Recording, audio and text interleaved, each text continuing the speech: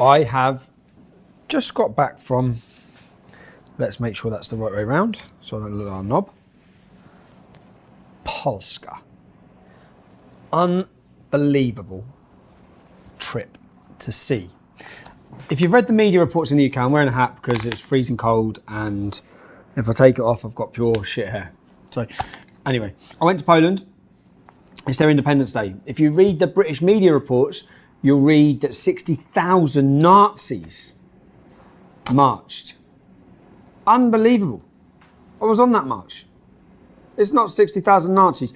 It's not 60,000, it's well over 60,000 people. You have to see the size of this march. If you're watching this, you're subscribed anyway, so you're going to see the videos we're going to put together of this week of that march, of their Independence Day. Many things I didn't know about Poland. I hadn't actually, I'm taking this off because I'm too hot, I don't care about my hair. Right, many things I didn't know about Poland were, do you know, we haven't been tested in Britain. We haven't been tested, or we haven't had to, when you look at Poland's history, they were off the map. There was no Poland. For over 100 years, there was no Poland. They got their independence back 100 years ago. 100 years ago next year. So 99 years ago, I think. Yeah. Now, in 1944, when I look at their history, or just look at Poland's history, look at the Battle of the Gates of Vienna in 1683 on September the 11th was the 20,000 Polish horses, 80,000 hooves, marched down. There's statues of this. They stopped the Ottoman Empire. If they hadn't, so the Polish saved Europe. If they hadn't stopped the Ottoman Empire, the Muslims would have continued to invade. They'd have took over Austria. They'd have took over the whole of Europe. They'd have destroyed Christendom. There'd have been no Christianity. They'd have absolutely obliterated it. The Polish prevented that. If you look at the Battle of Britain, we wouldn't have won the Battle of Britain if it wasn't for the Polish. When you look at Poland's history, I looked in 1944, the biggest uprising, the biggest civil uprising of people in the world's history. 250,000 people fought with pitchforks against the Nazis. 250,000 died. 63 days they managed to fight for. They thought they'd be able to fight for 5 days. They fought for 63 days. Now, Poland, when you go through all of this and you speak to the Polish people, they're very aware of the fight. If I could tie up in one word the story of their country, it would be struggle. The struggle for their independence, the struggle for their identity, the struggle for who they are. And now they're very aware of who they are, and you'll see that in the upcoming video. They know who they are, they know their history, and they know how to fight for it. And it was so amazing to watch and see. And then to come back and read British media reports calling them all Nazis is just an absolute liberty. Yes, in amongst that £100,000, there were probably some unsavoury characters, some unsavoury groups. There would have been. It's massive. It's their Independence Day rally. Everyone supports it. It was huge. Now, we've got some interviews coming up from you, from MPs, from the organisers of the rally, from Antifa. We had a little clash with Antifa because we went to I was in the middle of the Antifa demonstration, but all those videos are coming up on the Tommy Robinson Show. Yeah? Poland, I love you. Come back, I just think it's great to see, and it's disheartening to see, because it makes you think, what has happened to us as British men? Where is our pride? Where is our fight? That's what it made me think. And it also made me admire the Polish country and the Polish people. Admire them. Something else, I'm telling you. Get yourself out there next year. I think it's their 100-year anniversary next year. Get yourself out there for the Independence Rally. I've never been to or seen anything like it. Right. Now let's get back onto our country. Yeah? Where the church are telling little boys to come to school dressed in skirts. We're back. I'm home. Obviously. None of this. This would not happen in Poland. Boys as young as 5 should be able to wear tiaras at school without criticism. Teachers in the Church of England schools are to be told. Male pupils should also be free to dress up in a tutu or high heels. Do you know what they've got? They've got transgenders, transgender people, drag queens. Go and speak to children at schools about transgenders. I'm telling you, if they bring a drag queen or a ladyboy into my kid's school to speak to my child, I'm going to lose the head. To tell my little boy that he can dress up as a girl. No, he can't. No, he won't. He's a boy. He's a lad. That's what he's meant to be. This is a complete breakdown of everything about who we are, about society. It's a complete attack on our society, on our whole.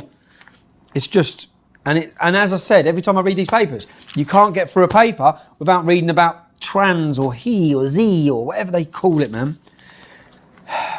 Drag queens to visit nursery schools to teach about LGBT.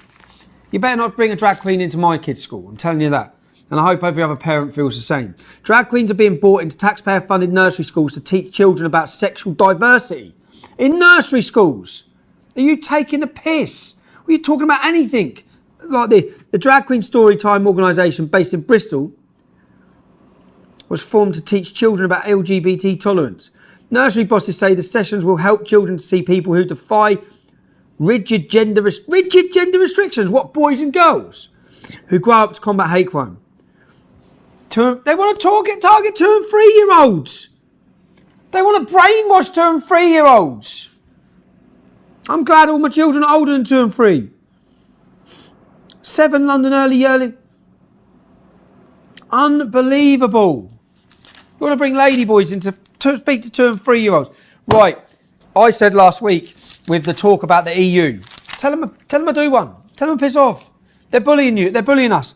Now, there was an interview, I'll include the interview in this because it's a good interview, from the owner of Dyson Hoovers, who says exactly the same. Walk away, leave the talks now and go. We're not paying them no money. Don't pay them no money. We don't owe them no money. They'll come back to us then. As somebody who is very optimistic about Britain after Brexit, how confident are you that this government will actually deliver Brexit, given the way things are at the moment? Well, I don't think it's the government's fault. I think the problem are the people we're negotiating with. And I think the demanding, billions and billions to leave is quite outrageous, and demanding it before we've negotiated anything is outrageous. So I would walk away. I think that's the only way to deal with them. I've been dealing with the EU and the EU countries for the last 25 years on IEC standards and energy labels and all that kind of thing. There's no way to deal with them. You have to walk away. And if you walk away, they'll come to us because they want to export all their products to us. So they'll come back to us. We're in a very, very strong position, incredibly strong position. We shouldn't give them any money. We should just walk away and they'll come to us. But all this, it looks like we're begging to work with them, begging to talk to them. Tell them to do one. They need us more than we need them. Memorial Day. Where did you spend your Memorial Day? I've had a lot of people having a go at me. A lot of people having a go at me for saying that I was on a march with Nazis. I wasn't on a march with Nazis. I was there to report anyway, which I will bring you the report. I interviewed MPs, I interviewed activists, I interviewed the left, I interviewed everybody. But then they said, when he should have been paying his respects to the British Armed Forces. Yeah? I did. Of course I did. I looked up to see the story of where any British servicemen had died in Poland, to see if there would be remembrance services. And then I travelled on Sunday morning with my Polish friends, and we went to the site of where a British planes had crashed, and then heard the story of a witness, because someone survived the crash, and miraculously one of the British men survived.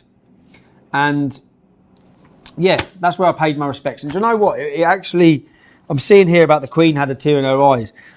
As I watched the Polish military, the band, play our national anthem, at that scene, it brought tears to my eyes, man. It was amazing. It was amazing, an amazing sight. And there was lots of British military there as well who were stationed an hour away in Poland somewhere.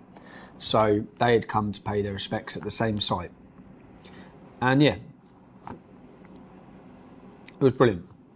One thing I'm a bit frustrated about is that I wasn't at home to take my children to an event, a remembrance event, but I think it's important that you see, I think it's important that people view and see how you can react when you allow pride in your identity and your history, which we're not.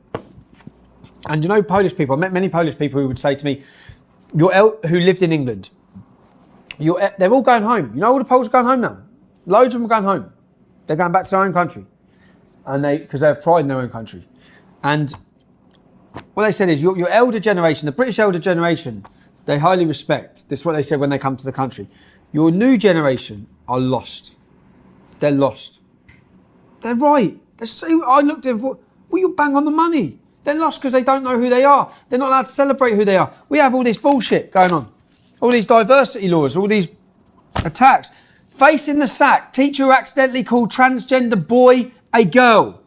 He is a girl. It was a girl, okay? So a school teacher makes one comment. He apologised straight after. This girl, who now calls herself a boy, he usually calls her by the boy's name, yeah? She wants to be called Z or they or this or some shit like that, yeah? So you got the girl, who's now a boy, and another girl. They done good work. So what he said is, you done good work today, girls. He's suspended. He's going to lose his job. Stop giving combos to criminals. Have we seen this?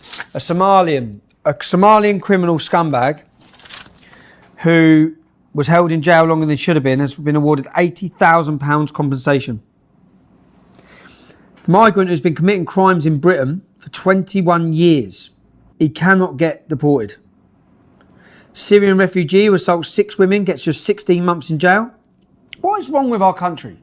What is wrong with us? We're a laughing stock. As I said, when I come back from another country like I just have, it makes you really think deeply about what our country's become, what we've allowed it become, how ridiculous we are and how great some other populations are. So North Korea, this is what happens with Donald Trump puts out a Trump like he just, Donald Trump puts out a tweet like he just has. And this is the out of touch media and elite. The people think how ridiculous this tweet is. Whereas what this tweet does, it just connects with the British, with not the British audience, but just the public. We think, brilliant. I read it and thought, the President of the United States has just said that. So Donald Trump has branded North Korean leader Kim Jong-un of short and fat. Well, he didn't, actually. No, he did. He said, why would Kim Jong-un insult me by calling me old? I would never call him short and fat. It's just brilliant. To come from the American president, it's great. And I'm going to finish on that because I didn't get until 3 o'clock in the morning. I didn't land home until 3 o'clock in the morning. I'm shattered and I'm going to go because we had a few late nights. And I didn't have one party, you know. I didn't go to the after party. We didn't have a drink. That's the last 2 trips. I'm becoming boring and old and fat. So I need to get in the gym. So as of tomorrow, I'm banging the gym straight after this. But not today. I'm shattered. I'm going home and go to bed.